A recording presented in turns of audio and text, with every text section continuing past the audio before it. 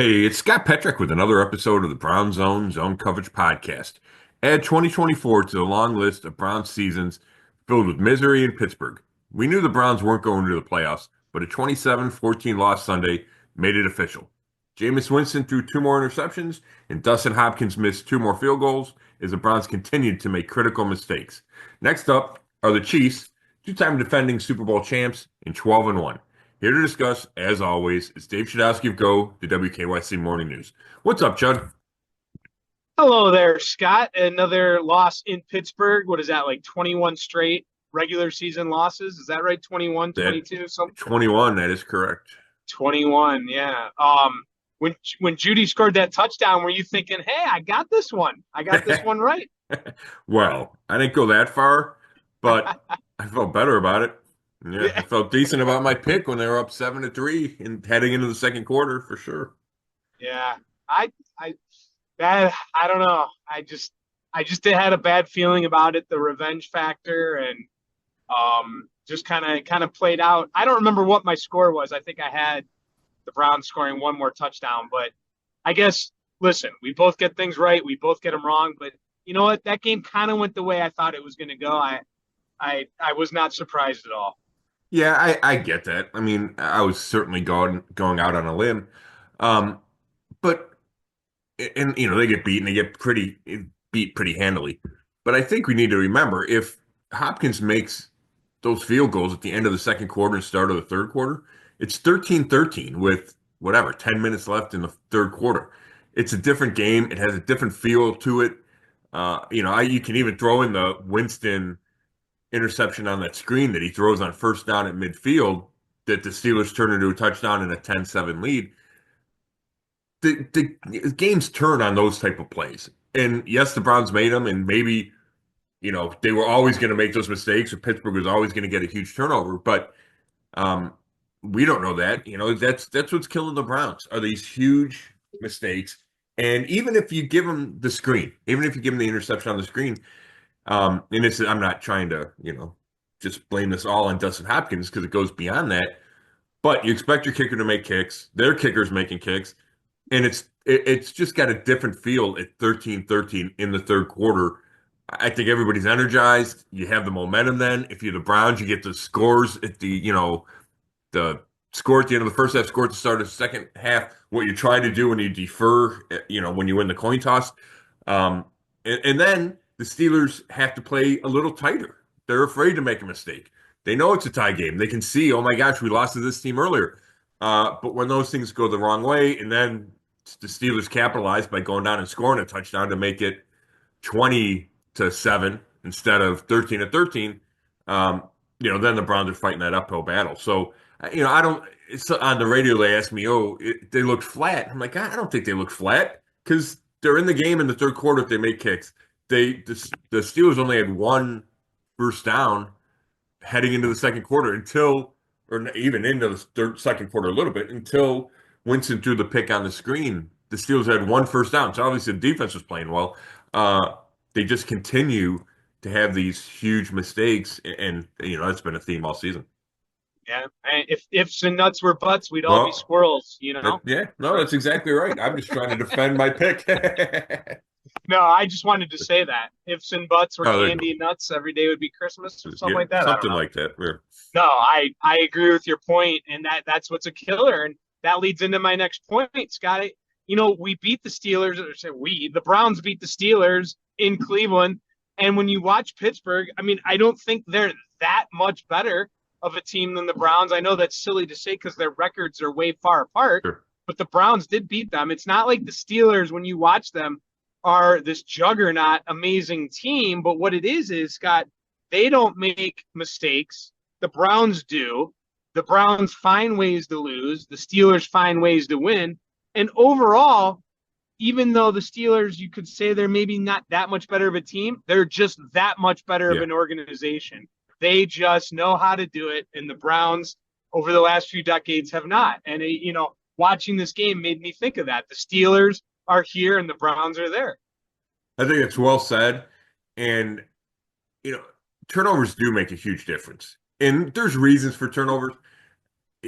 Russell Wilson, I think historically has been careful with the ball.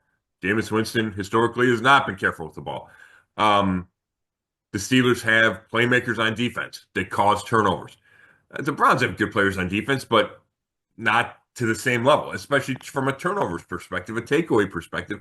And so there's many things that go into the turnover margin, but it's so important. And the Steelers are killing it. They're plus 15 heading in, so now they're plus 17. The Browns, I don't know what the Browns are, but they're negative and they're near the bottom of the league. And when you're playing a team that doesn't turn it over, you have to be extra careful. And the Browns weren't extra careful. And you're playing a team that forces a bunch of takeaways. So talent matters in turnovers. So it's not as simple as, well, we turned it over, you lost. But it is kind of the causation of it. That happens, and then there's a better chance you're going to lose. And Cleveland, I think the Browns lost a turnover battle, but they were able to figure out a way to win anyway. But you're not able. It's tougher to do it in Pittsburgh. How they happen matter. You add in the kicks. So Kevin Stefanski harps on that statistic so often, and there's a reason for that. And my point is that's one of the reasons Pittsburgh is 10-3. It's because they have this huge turnover advantage, and that masks some of their deficiencies. And good for them. It doesn't take away any of the wins. The only thing that matters is if they get to the playoffs and don't win that turnover advantage, can they still, score enough to win and do enough to win?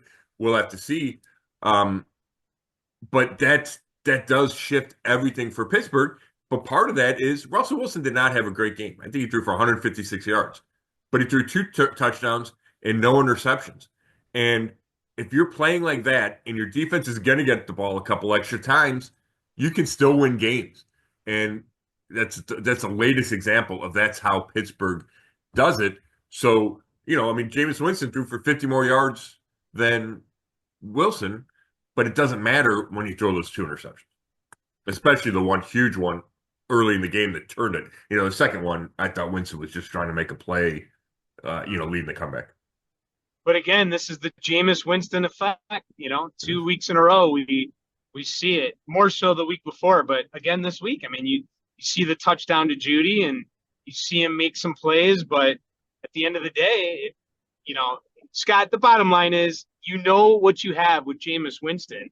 And you and I agree more often than we disagree. I don't think we disagree a lot. We do every once in a while. But one thing I disagree with you, and you said it last week, and I just you feel like there is potential that Jameis can be a starter. You've gone back to that 1 year with Sean Payton, right, and you feel that it's a possibility, and I just don't see it. I feel like he is what he is. We've seen it many times. You got that small window that you're talking about, but I just don't see. I'm not saying you can't have him be your starting quarterback because he's exciting and he does give you a chance to win, but I just don't see how you can go with Jameis Winston as your future starting quarterback. I just don't see it. Yeah, I get what you're saying. Excuse me. I get what you're saying, Chud. And it's hard to argue against it when he's had the last two games that he's had. And I think it's 9 interceptions and 6 starts. So there's plenty of evidence to say he's still a guy that turns it over a bunch.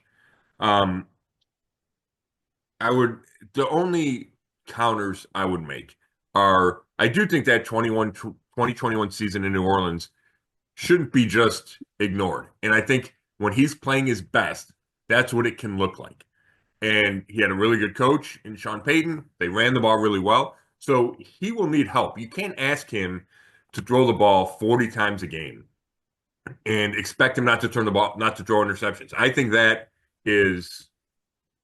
think we just know that. That's a fact. If you're going to throw it 40 times, he's probably going to throw an interception or two.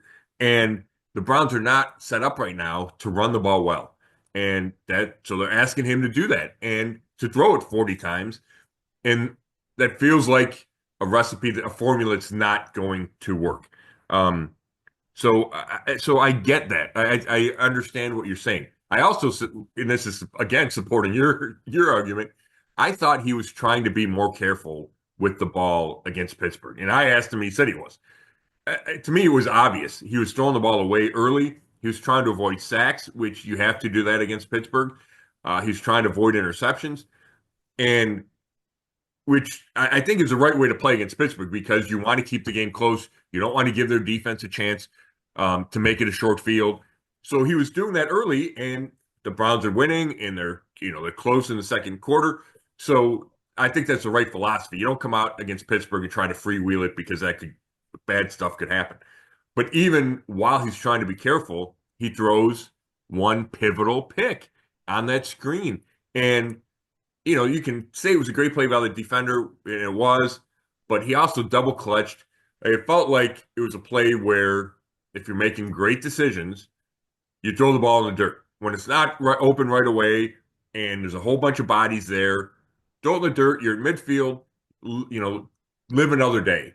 And he didn't do that. So even when he's trying to avoid interceptions, he throws that one, and he throws the one later, and whether or not that last one matters, we could have an argument there. So I think those things support you, Chud.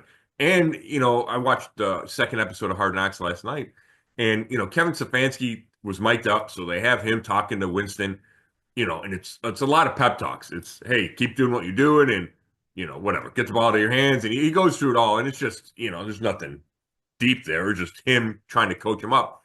And I just wonder if the quarterback is Tom Brady or Peyton Manning or Pat Mahomes, does the coach have to have those type of conversations? I feel like, and I could be wrong on this, but this is my read of it, that when you have a quarterback that's mistake prone or interception prone, like I thought Kevin Stefanski was trying to prop him up the whole time. And, I don't know if you do that with the great quarterbacks. And maybe I'm just, playing the amateur psychologist like I like to do. But so these are all things that point to your thing. Plus his history is, okay, you have a ceiling with Winston and you know who he is. I would just argue that when you take over at midseason, it makes it harder. When you have no run game or not much of a run game, it makes it harder on a quarterback. And that's why I think these final four games are important to see Jameis Winston out there, Chud, because I think he should get as much chance this year to try to turn this around. And maybe you or people think the last four games don't matter. I think they do. I think they do for Winston. And it's a tough schedule. It's Kansas City, Cincinnati, Miami, and Baltimore. Let's say Winston is able to win a couple of those. And over the last four games, he only throws one or two interceptions. And he still has success throwing the ball, and they move the ball, and he's at 300 plus yards a game, leading the league. Then maybe you think about it a little different. Plus, and I'm going on here, but plus the backdrop is they're going to be limited in their options. I think what they're going to do at quarterback next year, and he is certainly one of those options. So yeah, and I was going to say Stefanski said that he's going with Winston this week. He's the guy. He's the starter. But he didn't go beyond this week. So I think he should get the last four games. I get it. I get that this is probably who he is. And then you have to decide, can we live with this guy that throws interceptions? And I don't think Stefanski could, because I just talked about how much Stefanski preaches against the turnovers. But that's why I think these last four games are important. And because if you can see enough in him and enough decision-making, enough firm grasp of the offense that you said, okay, if the Browns reload next year and focus on the run game, where you're only asking Winston to throw maybe 30 times a game, can you win with him like that? Like, that's the world you have to live in, not the world the Browns are currently living in, which is throwing the ball, 45 times a game. Yeah, I'm with you. I want Winston to start the rest of the games. I put it on X, Twitter on Sunday, got decent amount of reaction. Basically, I said two things can be true at once. I'd rather see Jameis Winston than Deshaun Watson, and would have rather seen him all year long. Yeah. But I don't think he's the future starting quarterback of the Browns. Two things can be true at once. That's what I think. Doesn't mean he won't be. It doesn't mean either of them. Scott, I got to be honest. I'm starting to see a scenario where Watson is the guy again next year. I am, and here's why. This is the predicament that they could be in. Is they're going to see how Winston does the rest of the year and realize that, he's probably not your future quarterback. I've seen enough of DTR. I know a lot of people are calling for DTR these last 4 games. I don't want to see that necessarily. I feel like I've seen enough to kind of know what he is. And I could be wrong, and maybe he will end up being a great starting quarterback in the NFL. But do the Browns feel like he is? And then they're probably not going to have the draft pick. Maybe they will. I don't know. I guess you could find a quarterback at any spot. But I don't know if they're necessarily going to draft a guy that's going to come in and be the savior next year. And then when you have the contract and the way they feel, I'm telling you, I'm starting to think it could be Deshaun Watson again. Yeah, I think those are all great points, Chud, and that thought has crossed my mind. Um, I found myself envisioning a scenario where it's Winston and Watson in training camp next year, and let's assume Watson's healthy coming off the ruptured Achilles. It's not hard to fathom Watson looking better than Winston in training camp. I mean, maybe it is if you watch training camp this year. But they have all the money invested in him. He doesn't throw as many picks as Winston does. If those are your two choices, you could even, I guess, try to sell that to the fan base. So I understand your point. I think that is a scenario. I still don't think that will happen because we saw how poorly Watson played. We don't know when he'll be back from the Achilles.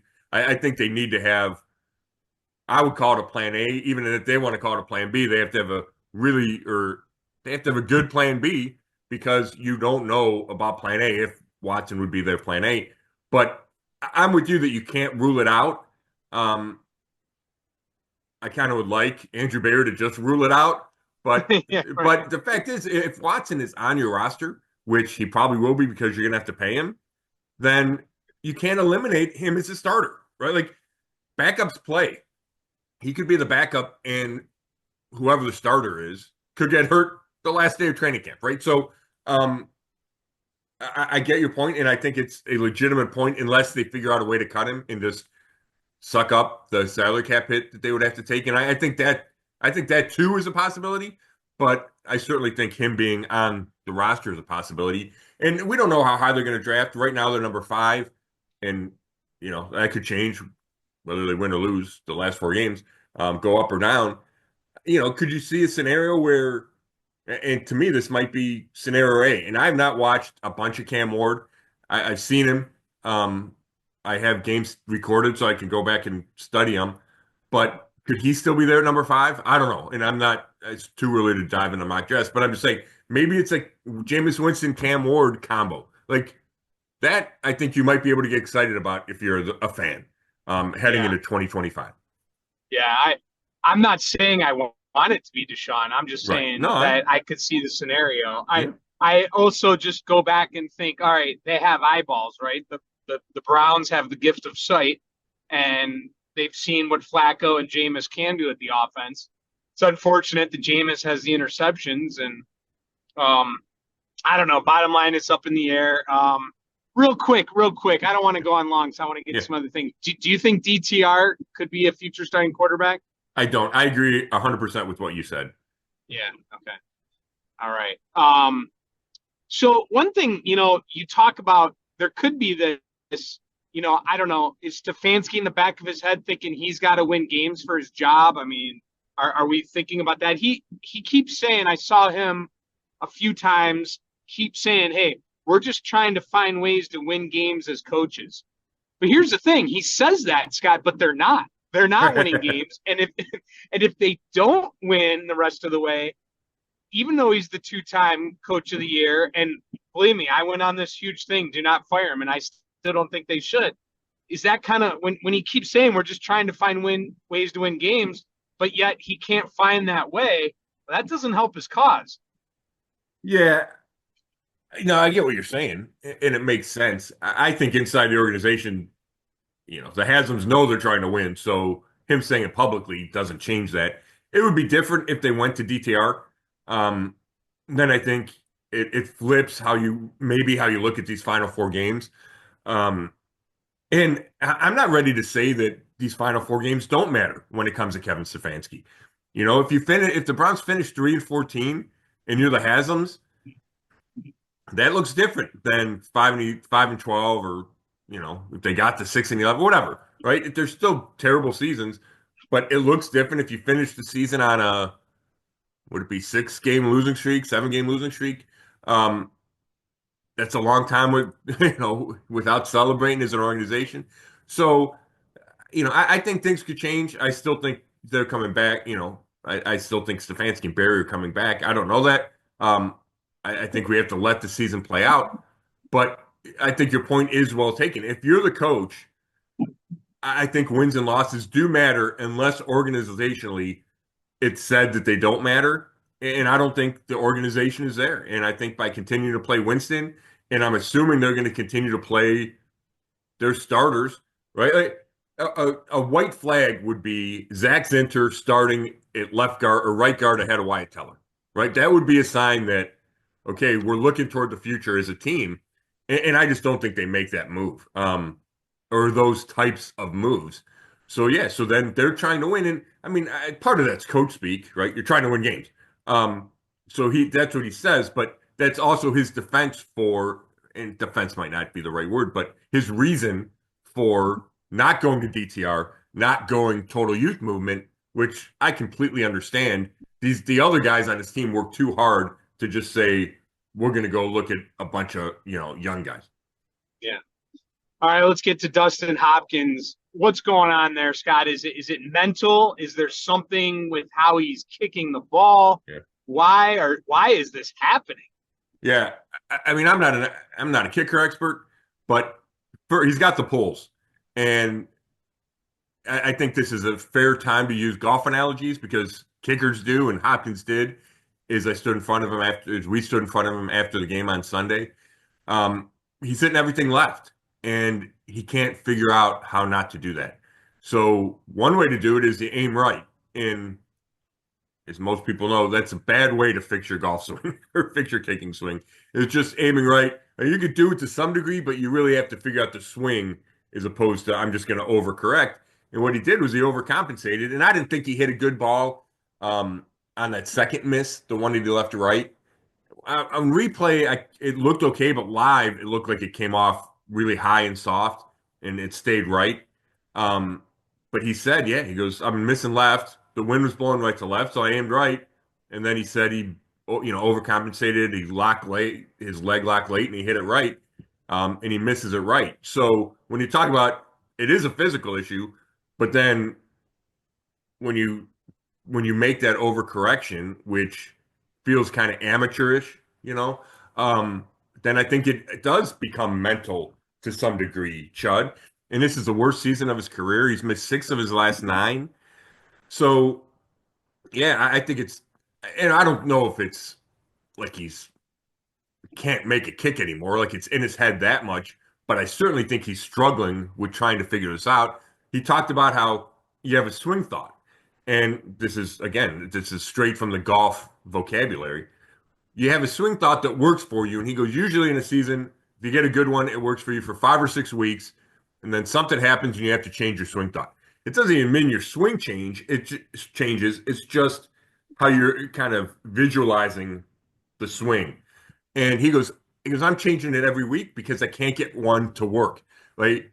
I have a thought that works in practice and then it doesn't work. So I think when you're at that spot as a kicker, that's troubling.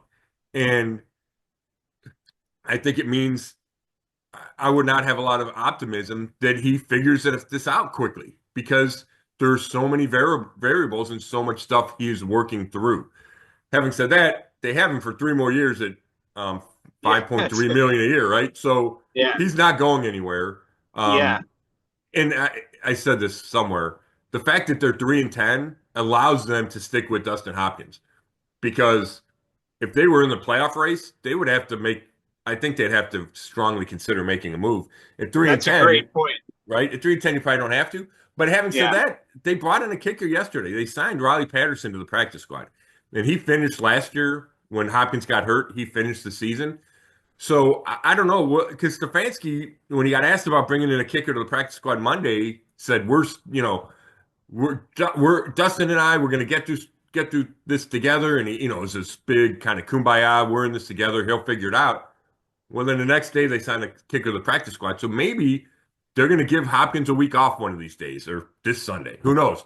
But that is on the table where Sunday and Monday, I thought Stefanski was so strong that they were just going to stick with Hopkins. And I think long term they stick with Hopkins. And I think unless the 2025 training camp preseason is a disaster, I think Hopkins is your guy starting next season.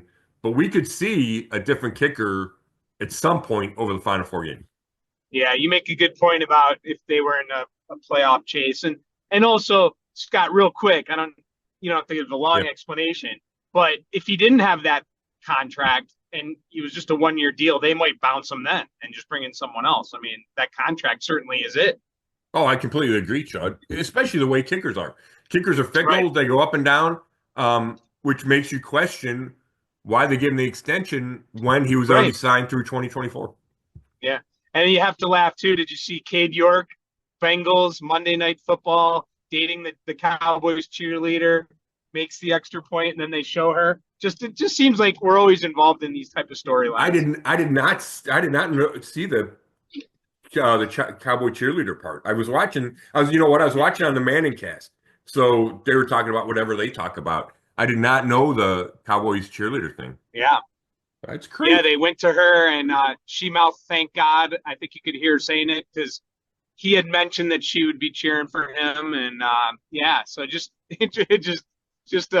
interesting element there. That's hysterical. I kept waiting. I kept thinking he was going to have to kick the game winner. And then Chase wound up going for the touchdown, but I thought it was going to come down to Cade. Oh my gosh. Yeah. Well, one of these days it will. And then did you see Stefanski's reaction after one of Hopkins' misses? Yeah. Yeah. I think we're all thinking it, right? Yeah, right. Anyway, real quick, Judy looked good again. Yeah, the Steelers did some things to try to take him away in the first half. He only had one catch, but it was a 35-yard touchdown. There were only 2 targets. Then I think he finishes with 6 catches. They figured out a way to get him the ball in the second half. And that's part of going back to the Winston thing. That's part of playing the Steelers. They had a good plan. Michael Woods, one of the receivers, told me that they played more zone. I think they played a lot of 2-man, which is 2 deep safeties and man coverage underneath. And they took away a lot of the in cuts, the crosses and the crossing routes, the in routes, and made Winston make throws to the outside. And those are just harder throws to make. And he struggled to make some of those. And, that talk about turning points in the game. If he can hit Michael Woods on a couple of out routes, maybe the defense changes. Maybe you get a couple more, you sustain some drives. But I thought that's where Winston was off between the Broncos game to the Steelers game, is he was pinpoint against the Broncos and just wasn't the same, trying to make some difficult throws against a Steelers defense that adjusted to what the Browns had done well the previous 2 weeks. All right, real quick here, you got some guys going on the injured reserve, multiple guys. Oh, you got Greg Newsome. Yeah, well, they put Greg Newsome on IR, and then they cut. And he said he felt his hammy pop on a late punt return. He was trying to block, and he felt a pop. It's the same hamstring he had surgically repaired right before training camp. So, I mean, he's got a long time for it to heal now, but I think that's something to keep an eye on if the same hamstring keeps going out on him. And then they waived Kadarius Toney. I don't know if it's considered a knee-jerk reaction, but it's obvious why they made the move, right? The guy gets a 15-yard taunting penalty, and I don't even know if he's throwing the ball at that Steeler, but they had been John, and then he tosses the ball, hits the Steeler in the back. It's going to get called a penalty. And then he muffs a punt. And this is a guy who's bounced around, hasn't been able to stick. The Chiefs didn't keep him. He'd been on the practice squad a long time, dealt with injuries, blah, blah, blah. He gets his chance, and then he has 2 disastrous plays in the fourth quarter. And symbolic or not, the Browns decide to cut him. And then also Hurst and Wills. Yeah, right. That's the out of sight, out of mind, Chud. You're right. Saturday they put both those guys on IR Saturday. And Wills, it likely marks the end of his time here, and we've talked about him a ton, so I don't need to go into the recap. But I think it goes down as a miss for Andrew Berry. And that was his first draft pick, top 10. And now you're looking at, the Browns might need to take a left tackle in the top 10 again next year. I think that's an unsettled position. They have DeJuan Jones, they have Jack Conklin. Conklin's played really well. He's got an injury history. Jones has an injury history and was just okay at left tackle. They might decide to take a left tackle high in this coming draft, which they shouldn't have to if they hit on their top 10 pick in 2020. All right, ready to get to prediction time? I am. All right. Do you want to go over the records or no? Well, you got it. If you got them, well, listen to it. Well, the Browns is the first one, 3-10. Oh, those records. I thought you had our records. I know what the team's records are. Yeah, 3-10 and 12-1. I thought you meant my terrible picking record, Chud. I thought you were gonna hang me out to dry there. Oh, well, since you bring it up, we can go over that as well. I do have that as well. Go ahead. You're 4-9. Oh, so you're better than Chud. You're better than the Browns. Oh my God, that's awful. And I am 7-6, just above 500. Yeah, that's pretty solid. I think it's been a hard year. 7-6, I would take that, buddy. Well, it has been a hard year, but I mean, let's be honest. Did you really think they were going to win last week? I mean, that you can't. Yeah, that was a flyer. Yeah, I don't believe you really felt that. So, I'll mentally give you 5-8. Yeah, thanks. Oh my God. It has been a tough year, no question. I still harken back though. I told one thing I told everyone on this podcast. I think I put it out on social media.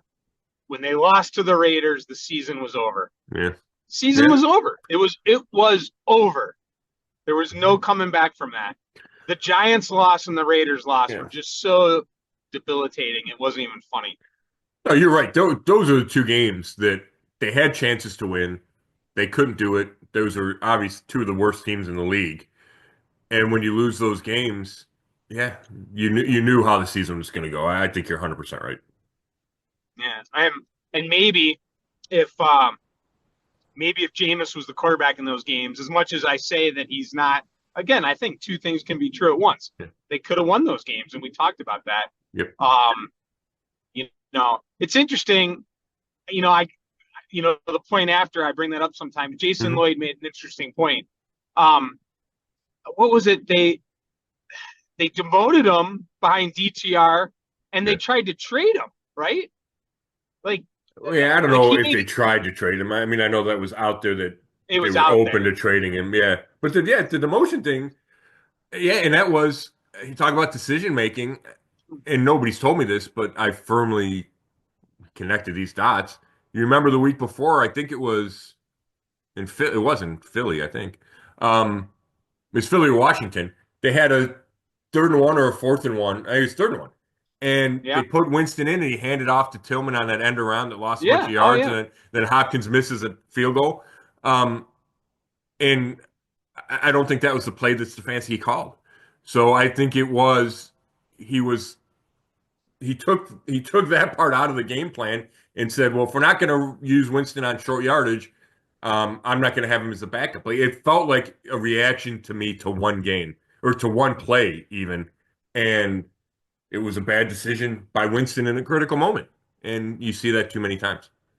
Have you ever seen an organization that says, or the media says, we have to see what we got in this guy more than in Cleveland and the Browns? We got to see what we got in Baker Mayfield. We have to see what we have in DTR. We got to see what we have in this. Like, every other team just, gets their quarterback and they do it.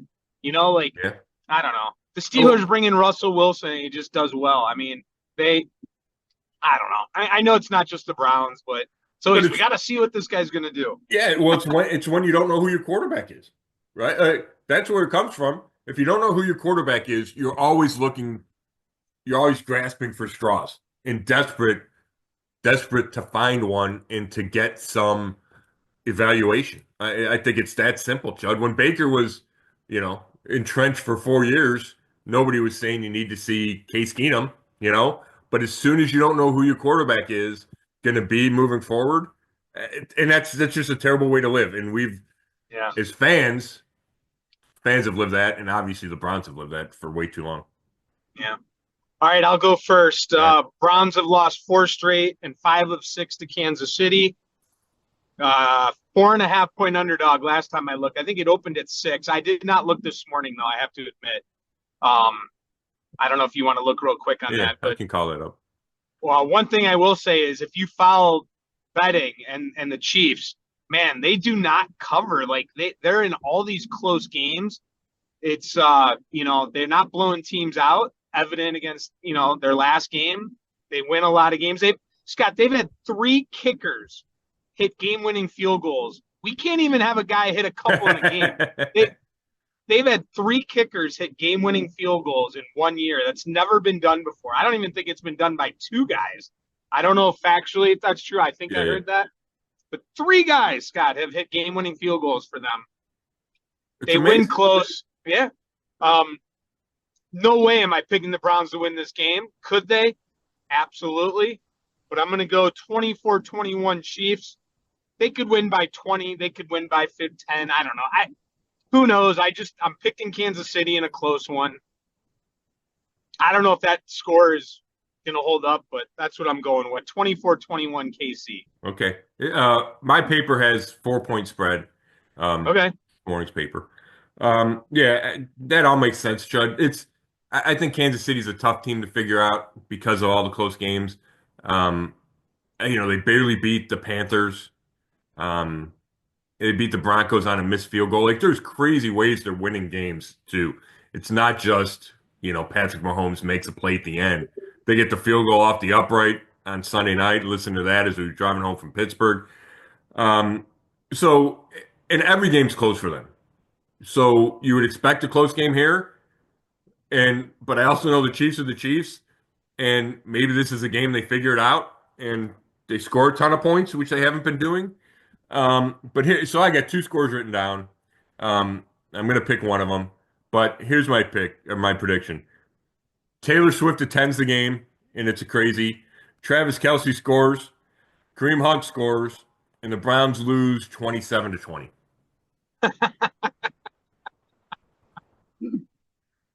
What are you most excited about? Taylor Swift? Are you going to seek out an autograph? Yeah, I'm not a big Swiftie. I got nothing against her. I'm just not a big Swiftie.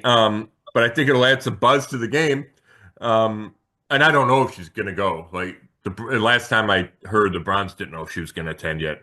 But it makes a little bit of sense. You get the Kelce's living here. Maybe you can have like an early Christmas. So who knows? It would be something. And it should be a fun game. Mahomes is great to watch always, just from a football perspective. Travis Kelce is unbelievable. Hometown guy. Kareem is a hometown guy who has now a little bit of revenge factor after leaving the Browns. And I know, he's not the number 1 guy there anymore, but he looked pretty good when he was playing a bunch. I thought he still had something in him after being only, kind of short yardage last year for the Browns. So, yeah, I think it's an interesting matchup. 2-time Super Bowl champs. Whether or not the Chiefs, they'll probably get the number 1 seed. Can somebody go into Arrowhead and beat them? I don't know. It's going to be a fascinating part of the playoffs. Yeah, well, we'll have plenty of time to talk playoffs as we move on. But be fun if Taylor just said, "Hey, I'm going to sit in the dog pound. Forget security, forget it all. I'm going to go be in the dog pound." Yeah. I don't think that would work for anyone, Joe. No, I don't think so. It'll be interesting to see if she comes because I know there's security concerns and we'll see. But I'm sure we'll have plenty to talk about next week. But anyway, I got to roll, Scott. Yep. Appreciate it, Chud, as always. Thank you so much. Thanks, everybody, for listening. This has been another episode of the Zone Coverage Podcast, and you can read all my work at brownzone.com. Thanks.